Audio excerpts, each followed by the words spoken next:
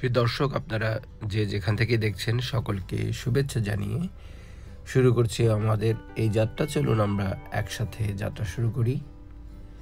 আমি স্থান এবং বিষয়গুলি কিছু আশপাশে যা আমরা দেখছি সে সম্পর্কে কিছু তথ্য দেওয়ার চেষ্টা করব।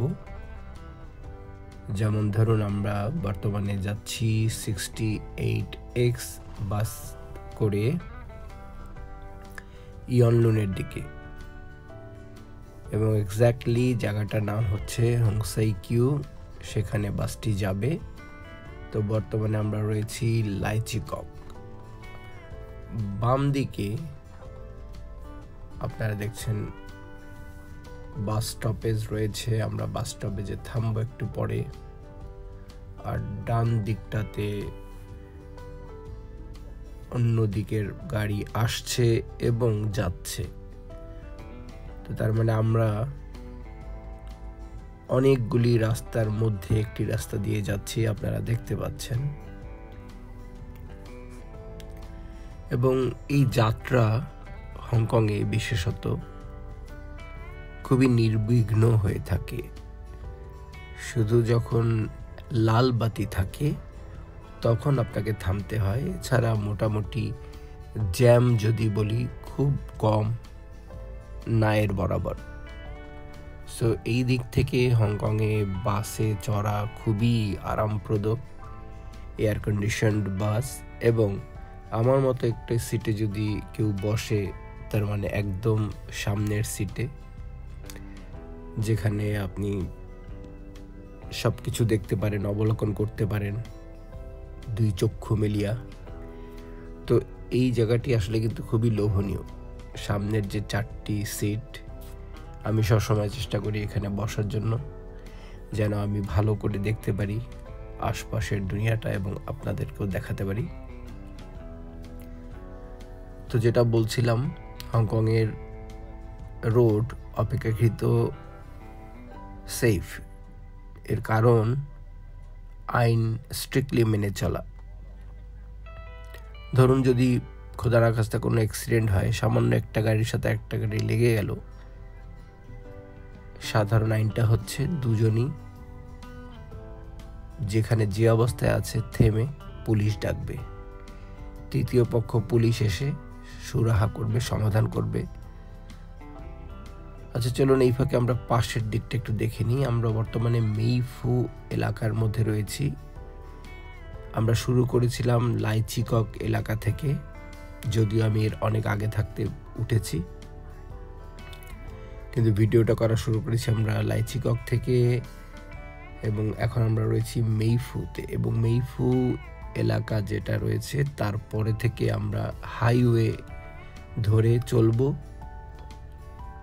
এবং অনেক কিছু আমরা দেখতে পারবো আশপাশে। এবং তারপরে আমরা চলে যাব নিউ টেরিটরিতে।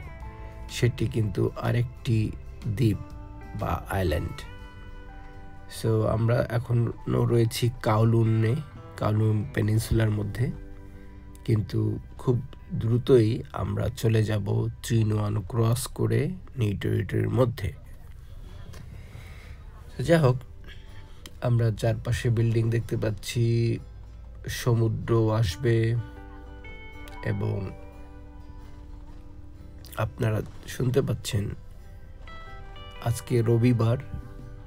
তো বিভিন্ন দেশের মানুষ যারা এখানে কাজ করে, যেমন ফিলিপিন হোক, ইন্দোনেশিয়া হোক, বা অন্যান্য ভিয়েতনামিজ অন্যান্য দেশের লোক হোক, along with Chinese and with me from Bangladesh. So multicultural people, multilingual people বাসে চড়ে যায়, এবং বিভিন্ন ভাষাও আশপাশ থেকে আপনারা শুনতে পাচ্ছেন। বিশেষ করে বাহাসা ইন্দোনেশিয়া শুনতে পাচ্ছেন, কেউ চাইনিজ বলছে শুনতে পাচ্ছেন। আমি আপাতত আপনাদের সাথে ব্যাকগ্রাউন্ডে কথা বলছি, বাসে তো কথা বলতে পারিনি। তো যাই হোক, আমরা যাচ্ছি, দুপাশে সবুজের সমারোহ। এবং এই দূরপাল্লার যে জার্নি, এটি করার সময় কিন্তু আমরা আসলে সম্পূর্ণ হংকংয়ের একটি চিত্র দেখতে পারি যে তারা কনস্ট্রাকশন অথবা যদি রোড কনস্ট্রাকশনের কথা বলি, দেখুন বাতি জ্বলছে। এর কারণ হচ্ছে নিচটা অপেক্ষাকৃত অন্ধকার, তো সেজন্য দিনের বেলা হলেও তারা বাতি জ্বেলে রেখেছে, কারণ কোনো এক্সকিউজ চাই না যে দেখা দৃষ্টে ভুল হয়েছে বা ভিজিবিলিটিতে প্রবলেম ছিল, এমন কিছু চাই না। একদম অ্যাজ ইট ইজ, যেখানে যেটা দরকার সেখানে তারা করেছে। অ্যান্ড নাও আমরা এটাকে বলতে পারি একটা প্ল্যান্ড সিটি, খুবই প্ল্যান করে, সুন্দর করে প্ল্যান করে করা, যেখানে পথচারী নিরাপদ, গাড়ি নিরাপদ, বাস নিরাপদ, আর হংকংয়ের যে যোগাযোগের ব্যবস্থা সেটা কিন্তু অত্যন্ত উন্নত। প্রত্যেক স্থানের সাথে প্রত্যেক স্থান সংযুক্ত, বাস হোক, মিনি বাস হোক, ট্রেন হোক, ট্যাক্সি হোক, এলআরটি মানে লাইট রেল যেটাকে বলি আমরা, সেটা হোক, অথবা ট্রাম হোক, মানে সব মিলিয়ে পুরো শহরটা যে কোনো স্থান থেকে আপনি যে কোনো স্থানে যেতে পারবেন। তো আমরা অলরেডি হাইওয়ে মধ্যে উঠে গেছি, আমরা একটি ব্রিজও পার হব এবং সেই ব্রিজের পাশ থেকে আমরা যাব। তবে আপাতত দেখুন বিল্ডিংগুলি কত মানে এক এক রূপে সেজেছে যেন। আর পথের মধ্যে আপনারা দেখতে পাচ্ছেন ইনস্ট্রাকশন দেয়া রয়েছে। তো সেই ইনস্ট্রাকশন মেনে চললে একজন ড্রাইভার খুব স্বাচ্ছন্দ্যে ড্রাইভ করতে পারেন, এবং নিয়মকানুন মেনে চললে কোনো অ্যাক্সিডেন্টের ভয় থাকে না। আপনার কিছুক্ষণ পরে দেখছেন যে রোডের ইনস্ট্রাকশনগুলি দুই পাশে এবং উপরে দেয়া রয়েছে। এটি অত্যন্ত জরুরি এবং গুরুত্বপূর্ণ। এটা একজন ড্রাইভারকে বা যারা গাড়ি চালাচ্ছে তাদেরকে সবসময় মনে করিয়ে দেয় তার গন্তব্য, তার কর্তব্য, এবং এটা মনে করিয়ে দেয় যে ড্রাইভ করতে পারা একটি অধিকার নয়, একটি সুবিধা, অ্যাডভান্টেজ। এটা বেসিক নিড নয়, একটা অ্যাডভান্টেজ সরকার আপনাকে দিয়েছে যে আপনি সরকারি রাস্তার উপরে গাড়ি চালাবেন এবং স্বাচ্ছন্দ্যে ভ্রমণ করবেন। সো এই জিনিসটা কিন্তু খুবই গুরুত্বপূর্ণ।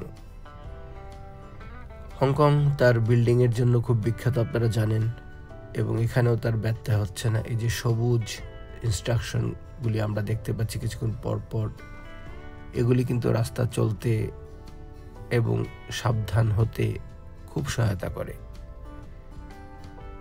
বিভিন্ন স্থানে স্পিড লিমিট লেখা থাকবে, তো তার মানে আপনি তা ক্রস করতে পারবেন না, তার উপরে যেতে পারবেন না। যদিও আমাদের এই বাসটি বর্তমানে আমার ধারণা 80 বা 80-র কাছাকাছি চলছে, হুইচ ইজ জাস্ট গুড, ওকে। এবং সিসিটিভি ক্যামেরা তো রয়েছে, রোডের উপরে ক্যামেরা, তো মনিটরিং করা হচ্ছে 24/7। আমরা দেখতে পাচ্ছি সাগরের অংশ এবং এই খোলা রাস্তাতে আমরা চলছি, খুবই ব্যঞ্জনামূলক। রবিবার ছুটির দিন, আপনি চলছেন, আপনার বাস থামছে না, চলছে। এয়ার কন্ডিশন বাসের মধ্যে আরামদায়ক একটি সিটে আপনি বসেছেন, কল্পনা করুন। খুবই মনোরম সে যাত্রা। এবং সবার আগে এবং পরে এবং মধ্যে যে কথাটি আমি বলবো, road safety is very important. আমাদের দেশের প্রেক্ষাপটে যদি বলি, তাহলে আমাদের কোনো উপায় নেই, আমাদের আইন মেনে চলতেই হবে। এই জিনিসটা যত তাড়াতাড়ি আমরা শিখব, তত তাড়াতাড়ি আমরা আমাদের জান মালের রক্ষা করতে পারব।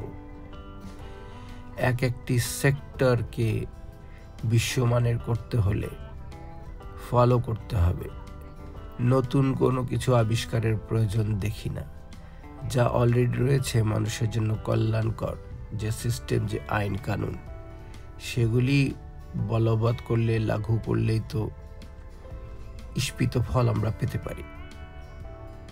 আমরা চাইব আমাদের কোনো একটি প্রাণ, তাজা প্রাণ, প্রত্যেকটি প্রাণী তাজা প্রাণ, জীবন্ত মানুষ সড়ক অ্যাক্সিডেন্ট বা সড়ক দুর্ঘটনার শিকার যেন না হন। রাস্তাতে, গাড়িতে, মোটরসাইকেলে, ট্যাক্সিতে বা বাসে, যে কোনো ছোট বাসে চলাটা কিন্তু একটি জীবনের একটি পরম পাওয়া।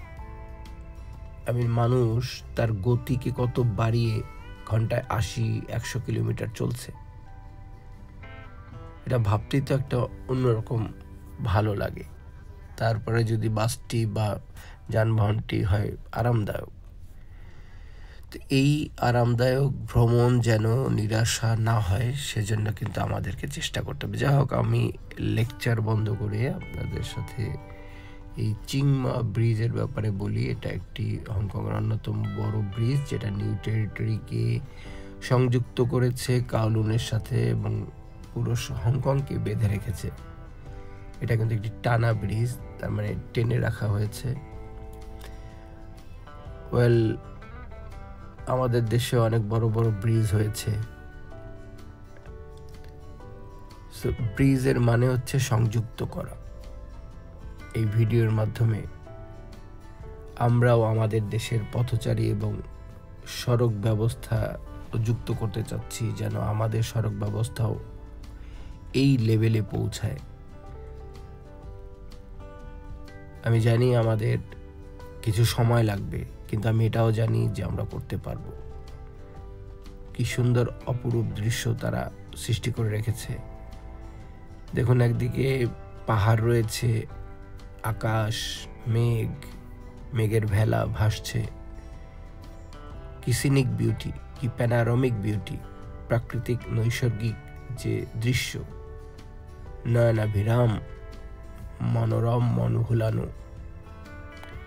ও যে আমায় পথ ভুলায় রে। আর এই পাহাড় এবং এই প্রাকৃতিক সৌন্দর্যের সাথে সাথে যুক্ত হয়েছে ম্যান মেড সৌন্দর্য।